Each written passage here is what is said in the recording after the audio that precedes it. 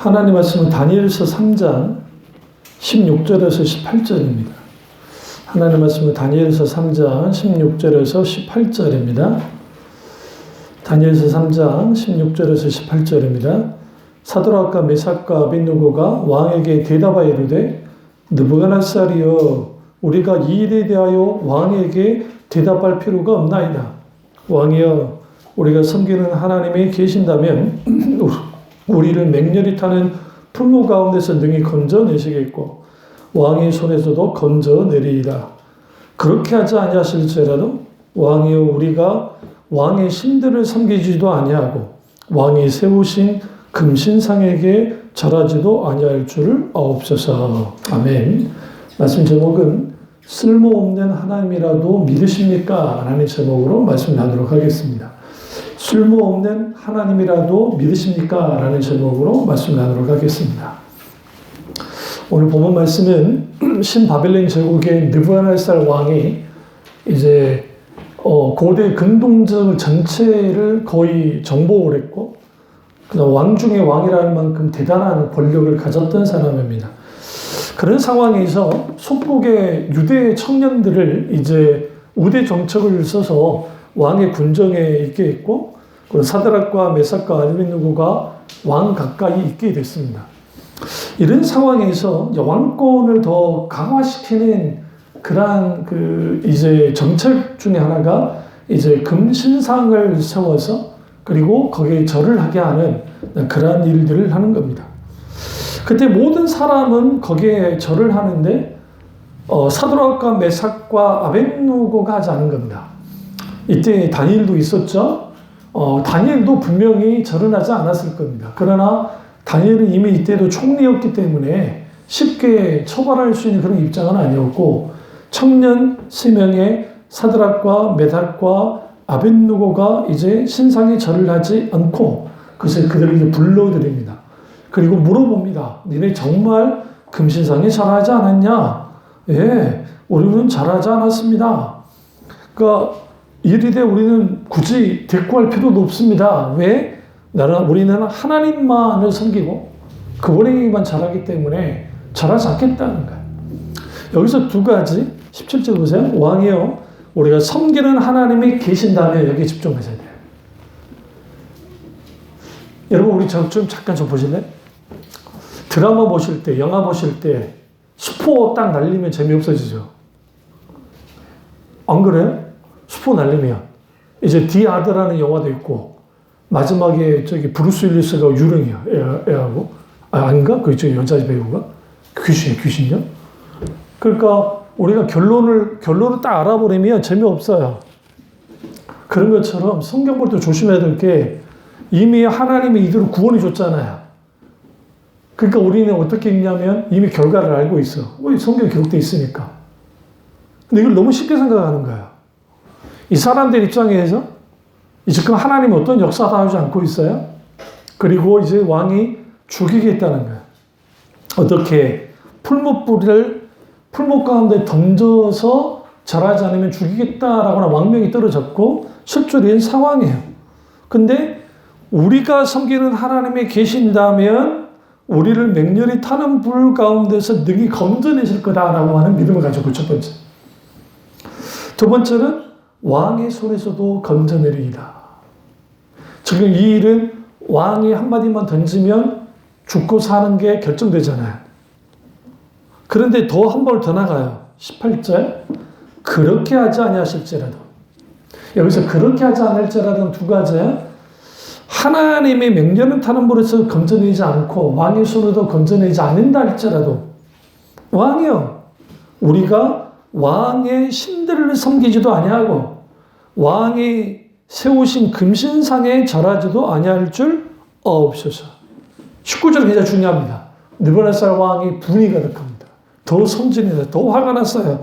그러니까 풀무불을 더 뜨겁게 해라. 어떻게? 평소보다 7배나 뜨겁게 해라. 여기서 7배라는 의미가 아직 자기들은 뭐 온도를 재는 것도 아니고 7배를 어떻게 높여요?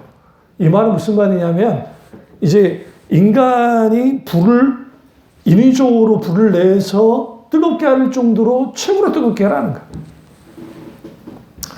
실제로 그렇게 하죠.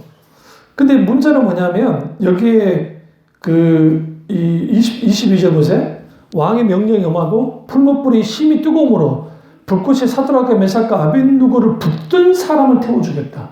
던져지기 전에 먼저 그가 타서 죽어버리죠. 이 불이 얼마나 대단한 문제 알겠죠. 그냥 거기 가까이만 가도 타 죽을 만큼의 불이 거셌단 말이야. 여기에서 우리가 쓸모없는 하나님이라도 믿으십니까? 이 질문 대답하셔야 돼요. 여기서 내가 보기에 쓸모없는 하나님. 성경 보시면 쓸모없는 하나님이 많이 나와요. 도대체 하나님 어디 계셨나요? 시편 보시면 도대체 뭐 하고 계세요? 근데 왜 시편 기자들은 하나님을 신뢰할까요? 왜 믿을까요? 세상의 모든 종교는 인간에게 이익이 되니까 믿는 거야. give and take야. 내가 이렇게 정성 들일 테니까 신인 내게, 우리에게 복을 줘야 돼. 우리의 화를 막아줘야 돼. 소위 말하는 인과율. 내가 이렇게 했으니까 당신도 해줘야 돼. 이걸 가지고 기독교 안에서도 신앙생활 하는 사람들이 많아요. 내가 적어도 기도 많이 하고 예배 빠지지 않고 헌금도 열심히 하고 신앙생활 잘하고 있으니까 나는 어떤 문제 없이 잘 살아가야 돼. 정말 그러던가요? 그 하나님에 대한 실망이 생겨요. 도대체 하나님 뭐 하고 계세요? 그러니까 우리가 전쟁 상황에서 몰살을 당할 때 하나님께 기도했는데 하나님이 구원해 주지 않아요. 그러니까 우리 헌이가 말했던 것처럼 그 상황에 대해서 말하면서 그 총불을 들고 죽이려 할 때 하나님은 뭐 하고 계세요라는 그 질문이 옳은 질문이에요. 하나님은 지금 뭐 하고 계십니까? 내게 쓸모없는 하나님. 광야 이스라엘 백성들이 광야를 갈 때에 하나님이 즉각 그들의 필요를 채우지 않는 이유가 뭘까요? 이상하지 않으세요? 그냥 미리미리 주면 성질 내지 않고 고분고분히 하나님 감사합니다. 그렇게 믿었을 텐데 모든 인간은 하나님이 그런 식으로 우리에게 반응해 주기를 원해요. 더 재밌는 거 뭔지 아세요? 죄 아래 있는 모든 인간은 하나님 앞에 나는 쓸모 있어요 라고 반응해요. 나는 쓸모있는 사람이야. 그러니까 나 같은 사람이 죄를 별로 안 지었으니까 천국 가야지. 저 사람 딱 보니까 정말 죄 없이 정말 착한 사람인데 저런 사람이 천국을 가야지 어떻게 지옥을 가겠어? 라고 하네. 소위 자기 공덕에 의해서 자기들이 천국 가고 싶어 하는 거야. 여러분 이 세상에서 아무리 착한 사람도 로마서 1장에 선한 것이 하나도 없고 의로운 자가 하나도 없고 모두 죄 아래 있어요. 우리의 선함으로 우리 이렇게 말합니다. 구원에 대해서 말할 때 나의 쓸모 있음으로 당신 나를 구원해 줘야 돼 라고 나오는 거예요. 하나님도 쓸모 있어야 되고 나도 쓸모 있는 존재가 돼 하나님께. 그랬으면 탐자는 구원 못 받죠. 여러분 아담과 하와가 뭔 쓸모가 있어요? 죄 졌는데. 아니 아담과 하와가 선악과 따먹고 주님 명령 거부하고 이제 쓸모없는 존재잖아요. 왜? 하나님의 신성 모독뿐만 아니라 하나님을 대적했고 하나님처럼 들어있고 인간이 반란을 일으켰다고요. 하나님께. 하나님을 대적했단 말이죠. 더 이상 하나님께 쓸모없어요. 근데 하나님이 쓸모없다고 아담과 하와를 내버려 뒀나요? 그렇지 않아요. 왜? 하나님이 우리를 대하실 때 우리의 쓸모를 가지고 대하는 게 아니야. 주의를 감당하고 인생의 어떤 것을 감당할 때 우리는 다 세상으로부터 너희는 다 쓸모 있는 사람이 돼야 돼 라고 가르쳐요. 그러니까 당연히 우리 쓸모 있는 사람이 돼야 돼. 쓸모 있는 사람이 돼야 되니까 우리는 서울대를 나와야 되고 아주 그냥 이 좋은 대학을 나와서 좋은 직장에 들어가서 높은 자리에 서서 나는 쓸모 있는 사람으로 살아야 돼. 근데 성경에서는 그렇게 살아라고 말하지 않아요. 너희는 주님과 함께 살아야 돼. 모세를 주님이 다 끝났고 쓸모없을 때 80살이 됐을 때 애국 왕자에서 살인자의 신분으로 바뀌어진, 그리고 40년 동안 대리사위로 있는 모세, 이제는 더 이상 쓸모가 없어. 80세. 근데 쓸모없는 모세에게 하나님이 찾아왔어. 그러면서 하는 말이, 너 니네 민족을 구원해야 돼. 출애굽시켜.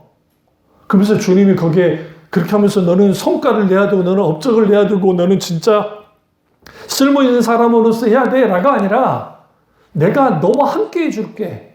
그때 모세의 반응이야. 나는 쓸모가 없는데요. 나 쓸모없는데 어떻게 하나님 하시려. 그러니까 주님 반응은, 네가 쓸모있고 없고가 중요한 게 아니야. 내가 너를 함께 해준다니까. 그러니까 모세가 계속 뭐라고 하냐면, 40살일 때 모세 같은 경우는 난 쓸모 있으니까 당연히 내가 해야죠 라고 했었겠지만, 그의 인생의 굴곡을 살아가다 보니까 나는 쓸모없는 사람이야. 쓸모없는 모세에게 주님이 찾아오셨고, 호렙산 떨기나무에서, 그리고 주님이 너는 니네 백성을 구원하라고 했단 말이죠. 그 다음에 나는 말을 못하는 사람이라 어떻게 하겠어요? 그리고 하나님이 누군지를 저들도 모르는데 내가 어떤 하나님이라 말하겠어요? 그 유명한 I am that I am, I will be that I will be 라고 하는, 나는 나다, 스스로 있는 자다 라고 하는 하나님 자기 밝힘이 딱 드러나잖아요. 여기서 우리는 쓸모없는 것, 그것이 역설적으로 쓸모 있음이에요. 왜 그러냐면, 내가 쓸모가 없을 때에 곁에 있어주는 사람이 진짜 나를 사랑해준 사람이야. 그분이 그 하나님이에요. 아담과 하와가 쓸모가 없어요. 왜냐하면 주님께 대제가 있었잖아요. 근데 쓸모없는 아담과 하와 옆에 누가 계셨어요? 하나님이 계셨다고요. 물론 그들이 죄를 졌기 때문에 에덴 동산에서 추방을 당하긴 해야 됐지만, 그렇다고 해서 완전한 관계를 끊은 게 아니에요. 그냥 주님이 계시하셔서 다가오셨죠. 계시하시면서 그들에게 말을 걸어오시잖아요.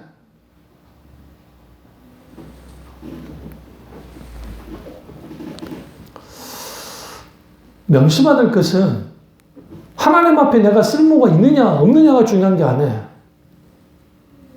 우리 이렇게 생각해요. 내가 이렇게 사역을 했는데 정말 수만 명, 수백만 명, 수천만 명을 주께로 인도해서 너무너무 좋아. 나는 쓸모있게 주님께 했어.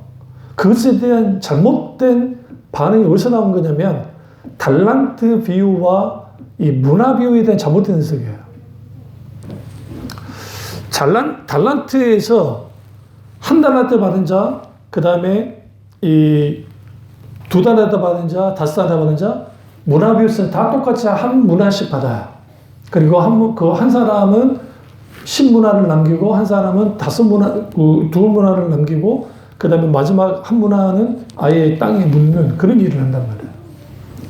여기서 그 주인이, 예수님의 비유 가운데 하나님의 반응이에요. 5달란트를 남기든, 2달란트를 남기든, 착하고 충성된 종아. 여기서 뭐가 중요해? 충성이야. 남긴 게 아니에요. 네가 5달란트 남겼어? 그거 알겠어. 근데 착하고 충성된 종아, 네가 적은 일에 충성했음에. 여기서 중요한 게 적은 일이에요. 하나님 앞에는 모든 일이 적은 일이에요. 우주 만물을 창조하시고 인간을 죽으신 하나님이에요. 여기서 충성이라고요. 왜 충성했나요? 내가 이 일을 감당하지 못하면 어떡하지?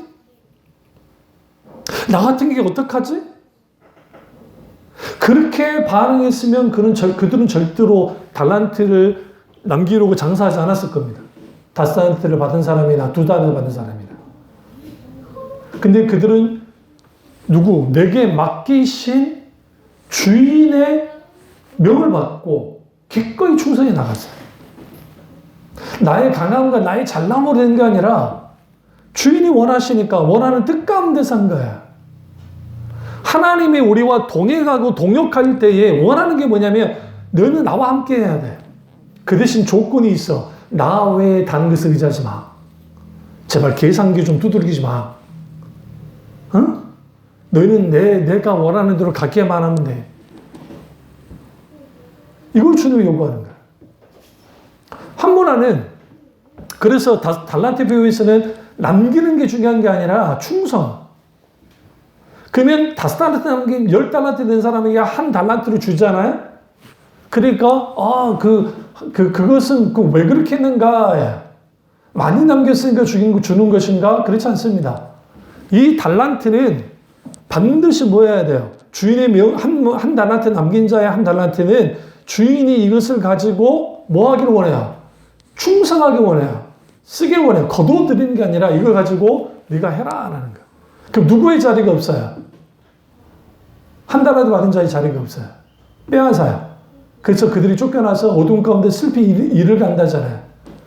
여기서 우리가 착각하지 말아야 될 게 1달란트 받은 자가 무능력하고 쓸모없어서 주님이 내친 게 아니에요. 순종하지 않았기 때문에. 충성하지 않았기 때문에. 그리고 주인의 뜻과 의중보다도 자기 계산, 자기 생각. 우리 주인은 뭐 하는 주인이야? 고지식하고 아주 탐욕이 많아서 내가 만약에 이 장사를 했다가 1달란트를 이걸 만약에 그냥 손해로 보게 되면 나를 죽이려 들 거야. 그러니까 못하겠다는 거죠. 여기서 중요한 게 자신에 대한 평가, 내가 이 1달란트를 가지고 뭔가를 하면 내가 실패할 수도 있어 라고 하는 계산. 또 다른 평가, 내 주인은 완고한 사람이라 조금이라도 손해보려 들지 않아? 그러니까 나를 가만두지 않을 거야, 실패하면. 하나님은 우리에게 성공을 향해 달려가라 말하지 않아요. 에딘 토조 목사님이 성공이란 무엇인가라는 책을 썼는데 거기에서 정확하게 말을 해요. 성공이란 무엇인가? 세상의 성공은 뭔가 업적을 남기고 어떤 결과물을 도출해내는 거예요. 성경에서 말하는 성공은 하나님이 우리를 향한 뜻을 우리가 이루는 거예요. 나를 향한 하나님의 뜻을 내가 이루는 거예요. 그것이 내 능력과 내 방법과 내 그것이 아니라 주님과 함께 성령의 도심 속에서. 그게 참된 성공이에요. 연예인들 중에 소위 정말 탑 레벨 속에서 성공했다고 하는 사람들의 공허함이 왜 있을까요? 이 정도까지 왔어요. 그러니까 그 공허함을 달리려고 마약을 하는 거예요. 거기 꼭 술을 껴요. 술과 마약은 같이 가요. 무조건 같이 가니까. 그러니까 그 속에서 자신의 공허함들을 빨리 달리고 싶어요. 그리고 우리는 여기에서 사드락과 메삭과 아벳느고가 왜 자신들의 목숨을 내어놓기까지 느부갓네살 왕이 이런 반응을 했는가? 아직 하나님의 역사는 일어나지 않았고, 그러나 그들은 하나님이 구원해 줄 걸 믿었지만, 그러나 그 하나님이 구원해 주지 않는다 할지라도 우리는 결코 금시장에 절할 수 없다라고 하는 믿음. 그 믿음을 여러분이 갖고 있냐고요. 그 믿음을 가지려면 온전히 우리 찾으실까요? 다니엘서 똑같아요. 뒤에 11장 32절 보세요. 후반절 보시면 다니엘서 11장 32절 후반절 오직 자기의 하나님을 아는 백성은 강하여 용맹을 떨치리라. 이런 담대함이 어디서부터 있어요? 하나님을 알고 있기 때문에. 경험하여 알고 있거든요. 하나님 어떤 분인지 알고 있거든요. 그 하나님을 알고 있었기 때문에 그 담대함을 가지고 왕 앞에 주눅들지 않고 그렇게 하지 아니할지라도 왕이 우리는 절대로 뭐 할 수 없어? 절하지 않을 겁니다. 하나님 알아야 돼요. 오늘날 많은 사람들이 신앙생활 하면서 하나님 어떻게 하냐면 내가 원하는 것을 이루어주는 하나님, 내가 바라는 것을 성취해주는 하나님, 내가 정말 간절하게 하나님 그분도 똑같이 내가 원하면 하나님도 간절히 원한다고 생각하고 우리는 그렇게 돼야 된다고. 그러니까 어떤 집회들, 지금도 그 집회를 하고 있는데 그 간증을 나와가지고 11일, 이제 그 21일 동안 하는 그런 그 집회가 있거든요. 저기 그 강남에 모 교회에서 실황으로 다 해요. 참 귀한 거긴 한데 거기 간증들을 다 들어보면 하나님이 이렇게 해서 문제를 해결해줬고 저렇게 해서 문제를 해결해줬고 이렇게 해서 나는 이렇게 달라졌어요. 여러분도 그 은혜가 있기를 주님을 축원합니다. 그래야 아멘을 하지. 나는 죽을 만큼 너무 힘들어서 지금도 정말 하나님이 나를 이렇게 밟고 있습니다. 누가 아멘 하냐고요. 오늘 이 사건, 사드락과 메삭과 아벳느고의 사건을 우리가 오해하면 안 되는 게 그들은 극적으로 구원을 받았어. 하나님이 사람의 형상으로 나타난 주는 성육신하기 전에 하나님 예수님이에요. 성자 하나님이 같이 계셨어요. 더 놀라운 성경에 머리털 하나도 상하지 않았다라는 거예요. 그 너무나 모든 설교의 포커스가 머리털 하나도 상하지 않게 하신 하나님, 우리는 그리 아니하실지라도의 신앙을 가지고 믿음을 가지고 우리는 신앙생활을 해야 됩니다. 그런 기적이 일반적으로 일어나는 거예요. 여러분의 가정에, 여러분의 개인에 그게 일어납니까? 이건 구속사적인 사건 속에서 나타나는 거예요. 그러면 우리는 신구약을 통틀어 해서 하나님을 쓸모없다 여길 때, 그때 먼저는요, 사사시대예요. 하나님의 쓸모가 없어요. 그들이 있어요. 언제? 자기들끼리 잘 먹고 잘 사다가 미디안이, 블레셋이 막 쳐들어와서 압제를 하면 그제서야 하나님 구원해 주세요 라고 했던 자기식의 신앙, 자기가 원하는 대로 하는 신앙생활을 했어요. 그 시대가 오늘날 우리 시대예요. 똑같아. 우리 시대. 제발 하나님이 우리의 쓸모가 되어주세요. 쓸모가 되어줘야 됩니다. 라고 기도하고 하나님께 접근을 하죠. 그러면서 이렇게 말하면 나는 정말 주님 순수해요. 나는 순수하니까 하나님 이거 해주신 건 당연한 거 아닙니까? 그러니까 거기에 1000번째 기도, 정성을 들여서 그 나쁘다는 거 하는 건 뭐가 문제예요? 주님의 사랑의 삶은 상관없지. 근데 그 하나님의 손만 오고 나오는 거예요. 이런 부분이 광야 이스라엘 백성들이 똑같이 그랬어요. 자기들이 필요할 때만 자기의 쓸모가 있는 하나님으로서 나타나달라는 거예요. 앞서 말했듯이 왜 하나님은 미리미리 그에게 반응해 주지 않았는가? 미리미리 해주시지. 하나님은 인간의 종이 아니기 때문에. 하나님은 주권자예요. 그것도 절대적인 주권자. 어떻게 주권자가 그런 식으로 하겠어요?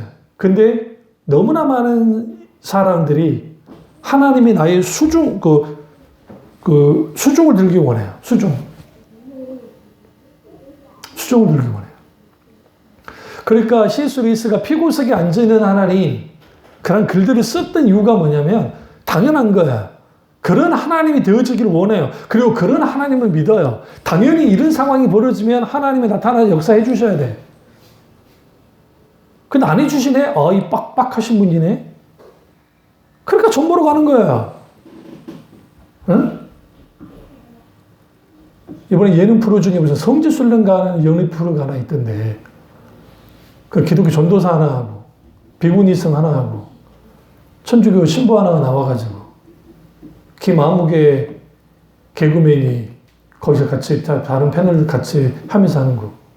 우습지도 않은 게, 감리교인데, 감리교 신학은 기본적으로 자유주의 신학입니다. 변선한 학장이 돌아가셨지만, 돼지의 표나 예수의 표나 뭐가 다르냐고 하는 그런 신학의 기조 속에서 했기 때문에,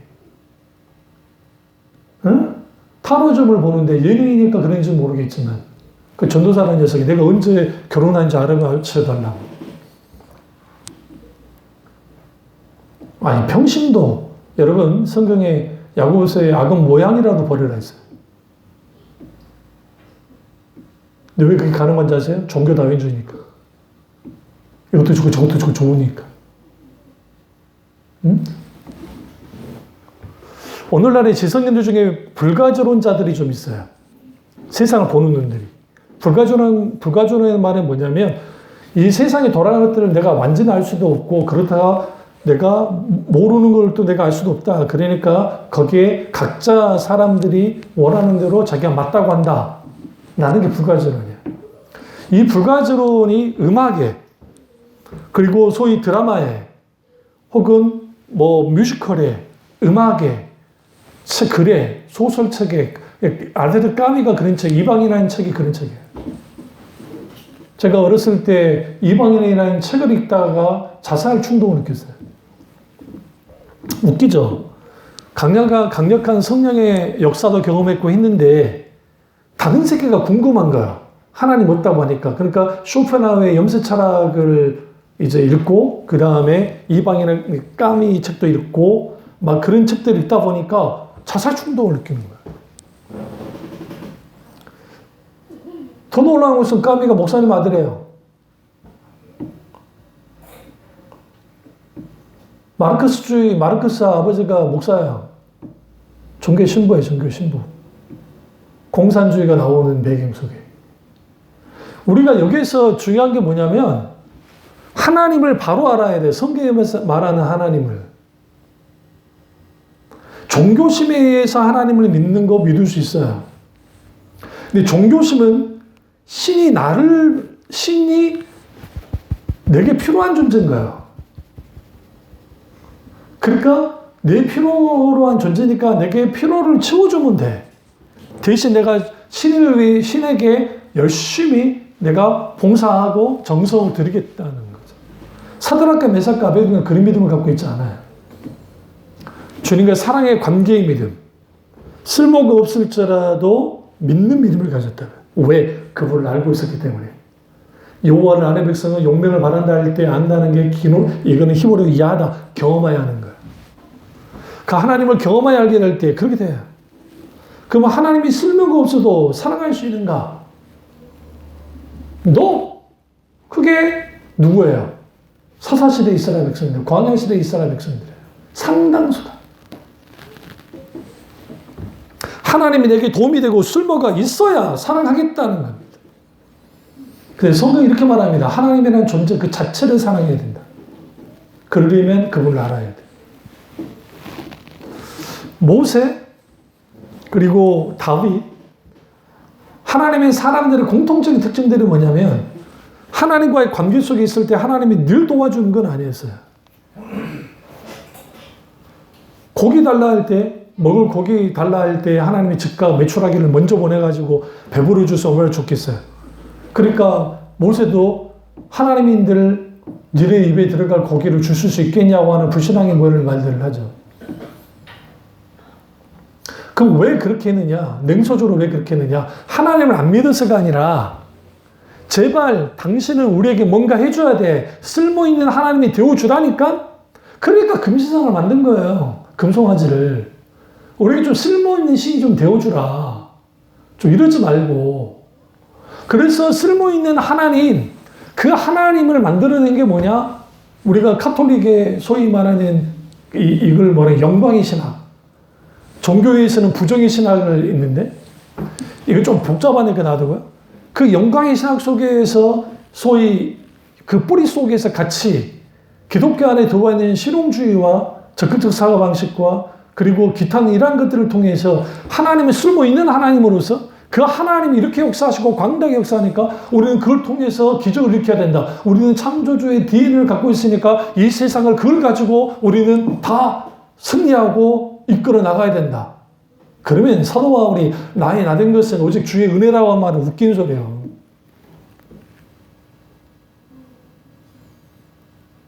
바울이 이 말 하잖아요. 내가 이때까지 사겠던 것을 자랑할 만하다 했어요. 주 안에서.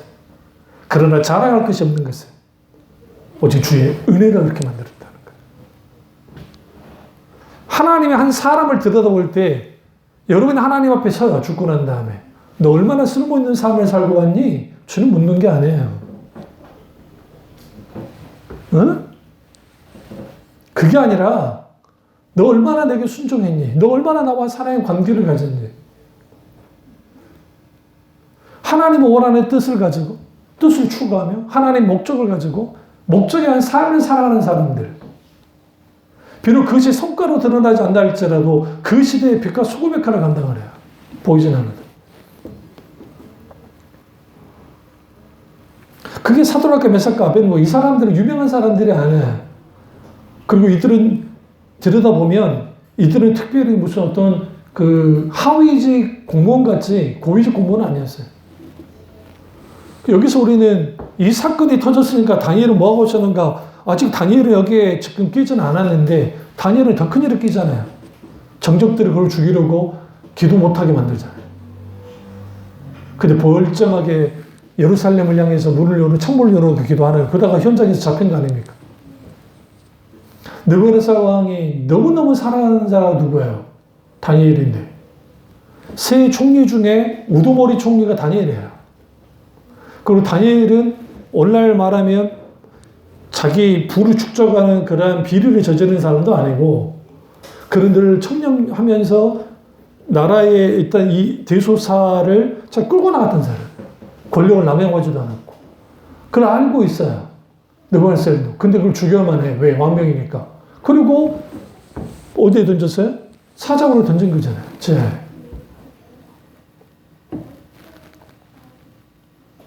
성경은 하룻밤이 지나고 난 다음에 느부갓네살 반응이 나옵니다. 아침 일찍 먹을 거 다 먹지도 않고 아침 일찍 가가지고 울면서 다니엘아 다니엘아 네가 살았느냐 하면서 울었어요. 자기가 왕권을 갖고 있기 때문에 왕이라 할지라도 자기의 권위가 만약에 해주면 안 되니까 죽이기 싫어도 죽이려는데 왕이요. 다니엘의 표현이 재밌어요. 자 여기 있습니다. 성경 더 놀랍게 말합니다. 빨리 급히 사다를 내려서 끌어올렸다. 그리고 왕이 이렇게 말합니다. 다니엘을 뭡니까? 이 올가 맸던 자를 다 잡아오라는 거예요. 잡아오자마자 던져버립니다. 굴에. 우리는 여기에서 어떤 착각을 하냐면 다니엘 같은 믿음을 가져가지고 이렇게 하니까 하나님이 구원해주고 하나님이 역사해줘. 그러니까 우리 하나님 얼마나 대단해? 그건 맞는 말이에요. 근데 실제로 그런 역사가 있지만 그 늘 있냐고요. 이해할 수 없는 고난, 이해할 수 없는 고통, 이해할 수 없는 상황들이 있어요. 그럼 어떻게 반응할 것인가? 하나님의 본심을 알아야 돼요. 하나님은 절대로 쓸모로 평가하지 않아요, 사람을. 근데 모든 인간은 하나님의 쓸모로 평가해요. 내게 쓸모 있어야 돼. 하나님은 우리의 뭘 평가하시냐? 우리의 하나님에 대한 사랑과 믿음을 평가해요. 이게 굉장히 중요해요. 계명을 지키는 자는 주님을 사랑하는 자는 나를 사랑하는 자가 내 계명을 지켜거니와 주님을 사랑해야 순종해야. 그럼 여기에서 쓸모 없어도 사랑해 주신 하나님, 그 대표적인 탕자 사건이죠. 탕자 사건에서 중요한 게 탕자는 쓸모가 없어요. 큰아들은 쓸모 있음을 자기가 말하잖아요. 아버지, 내가 아버지의 양을 치려고 밤새도록 고생한 거 모르세요? 나 이렇게 쓸모 있어요 라고 반응해요. 둘째 아들 탕자 아버지 재산 받아가지고 다 날려먹었어요. 쓸모없는 망종이죠. 근데 그 아버지가 어떻게 반응합니까? 한복하고 아버지만을 바라보면서 아버지 앞에 자기 쓸모없음을 나르고 그 하나님께 안겼을 때, 그 아버지가 안겼을 때 그 아버지가 회복시켜 주잖아요. 그러나 쓸모있는 맏아들은 나 이렇게 했고 저렇게 했어요. 아버지로서 얼마나 내가 쓸모가 있습니까? 그 아버지가 그 말이에요. 이거 다 네 거잖아. 거기는 자간에 이거를 표현하지 않고 있어요. 나는 쓸모로 평가하지 않아. 아들, 자식을. 나는 사랑으로 대. 여러분의 자식 중에 저도 마찬가지고 어떤 아들은 쓸모가 있고 어떤 자식은 쓸모가 없으니까 그럼 쓸모없는 자식 버릴 겁니까?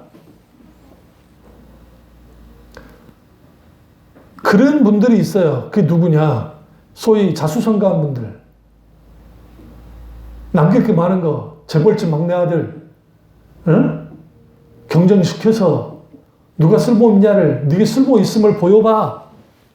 자기는 쓸모가 있어야 돼. 나는 쓸모 있는 사람이 돼야 돼. 그게 뭘 앞세우느냐? 자신의 쓸모를 앞세워요. 왜냐하면 이 세상은 자신의 쓸모를 증명해야 돼요. 하나님과의 관계도 그런 식으로 왜곡하고 신앙사람들이 많아요. 내가 하나님께 이렇게 쓸모를 보여드려야지. 어떤 문제를 해결할 때, 어떤 상황이 벌어졌을 때 회개하면서 풀려고 그래요. 이 부분을 박윤수 목사님 정확하게 지적했어요. 왜 사람들은 어떤 문제를 풀려고 할 때, 어떤 고난과 고통으로부터 벗어날 때 왜 회개를 통해서 하려고 할까? 하나님이 원하는 것은 그 감정적인 회개가 아니라 아버지께 돌아서는 거야. 탕자처럼. 아버지께로 돌아오는 게 우선인 거예요. 그 다음에 회개는 2차적인 문제인 거예요.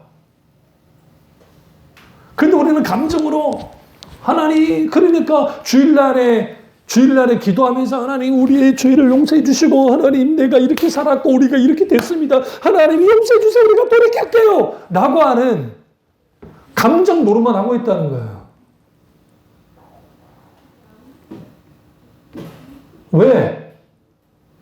나 같은 게 이러니까 하나님이 안 받을 줄 같습니까? 신앙의 기준을 소위 말하는 하나님과의 관계 속에서 그 가운데는 하나님에 대한 사랑, 인간의 쓸모없는 인간을 향한 하나님의 사랑, 하나님의 쓸모가 없어도 주님을 향한 한결같은 신뢰와 사랑하는 그 관계 속에 있는 속에는 내가 연약해서 내가 고의적으로 죄도 짓고 할 수 있어요. 근데 이때 중요한 게 뭐냐면 아버지만 바르고 나오는 거예요. 돌이키고 나오는 거. 그리고 관계로 서는 거예요. 나의 신분은 죄를 졌어도 실수를 했어도 하나님의 자녀다. 그렇다고 교만하게 오만하게 나와란 말이 아니에요. 거기서 중요한 게 내가 집중해야 될 거. 나의 쓸모 있느냐 없느냐에 집중하지 말라고 해 제발. 나 같은 것이 어떻게 나 같은 것이 어떤데요? 다 천박해요. 여러분 고상한 인격의 고매자 같이 있을지 모르지만 사람들의 자신의 약점이라는 걸 딱 건들면 그래요. 응? 어떤 제가 뉴스 잠깐 채널을 보다가 어떤 패널이 그 말 하더라고요. 이성규 씨가 마약을 해가지고 이제 포토라인에 딱 서니까 막 이렇게 이 자세를 해가지고 막 하니까 그래도 막 반성한 태도를 보이네요. 그러니까 그 여자분이 그 패널이 뭐라고 하니까 변호사인데 그분이 모든 그러니까 강력범죄 말고 이제 이런 사람들은 거기에는 아주 겸손하고 아주 그냥 정말 잘못했습니다. 라고 다 그런다는 거예요. 속은 어쩔지 모르지만.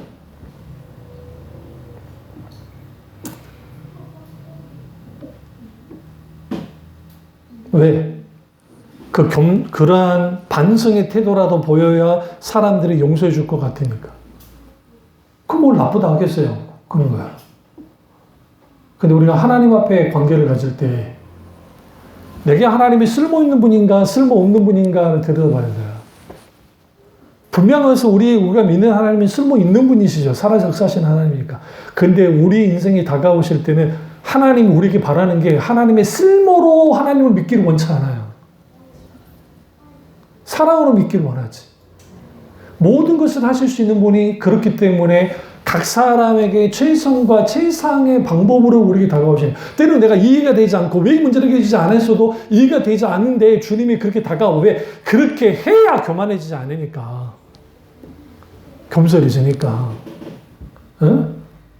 안소 목사가 전문 시절에 그때 내가 유학을 어떻게 가가지고 미국에 학위를 받고 와서 어떻게 해서 막 큰 교회에 들어가서 예를 들어 해서 좋았을지도 어쩔지는 모르지만 그때 왜 하나님이 나를 막으셨는가? 물론 환경도 그런 게 있긴 있었지만 저는 우리 어머니 허락 없이도 저지를 스타일이니까 저는 그래서 내한한 한국계 학장을 저 호텔에서 로비에서 만나서 의견 주고받고 있다잖아요. 당차게. 여러분 그게 가능해요? 리전트 대학이라고 미국에. 그러니까 우리는 여기에서 우리가 한 가지 알아야 될 게 뭐냐면 하나님이 막으시고 하나님이 조정하시고 하나님이 원하실 때 이게 내게 좋은 결과를 줄까 나쁜 결과를 줄까 그 계산을 열어놔야 돼요. 중요한 것은 하나님은 선하시기 때문에 God is good God. 하나님은 좋으신 하나님이에요. 좋으신 하나님이 우리에게 나쁘게 하진 않겠죠. 당연히. 그 신뢰를 바탕으로 기꺼이 주님께 순종하는 거예요. 그런 모습들이 성경에 보시면 나와요. 그래서 예수님의 제자들이 결정적으로 예수님을 배신했던 이유는 쓸모가 없어서 예수님이. 그들이 예수님을 따를 때는 쓸모 있는 예수님, 정치적인 메시아가 되어줘서 나라를 세워서 로마 다 물리치고 다윗의 영토를 회복해서 진짜 거기에 떵떵거리며 사는 예수를 믿었다고요. 그 가장 먼저 모르는 사람이 가룟 유다야. 지난주에 설교했듯이 옥합을 깨뜨렸던 여인이 있을 때 그때 돌아선 거예요. 예수는 죽으려 하는구나. 왜? 장례지를 치르려 한다라고 하니까. 예수는 내가 원하는 예수가 아니라 내게 쓸모없구나. 재밌는 거 뭔지 아세요? 여자들은 달랐어요. 막달라 마리아, 예수님 어머니 마리아 당연한 것이고, 거기에 세베대 어머니, 그 사람들은 예수님에 대한 사랑을 오롯이 가져서 어디를 가느냐? 십자가상에 가는 거예요. 여전히, 이건 단순히 여자들이 사랑이 많은 사람이 주님을 그렇게 사랑했어요. 안식구 첫날에 주님이 부활하셨을 때 막달라는 마리아를 위시해서 가서 어떻게든 예수님에게 장례를 이제 이 피투성이 되어 있는 몸을 씻겨드리려고 가지요. 거기 천사를 만납니다. 마리아의 반응 보세요. 동산지기인 줄 알고 엎드리면서 제발 지금 우리 예수님이 어디인지 모르겠는데 어디다 추웠으면 제발 알려주세요. 울잖아요.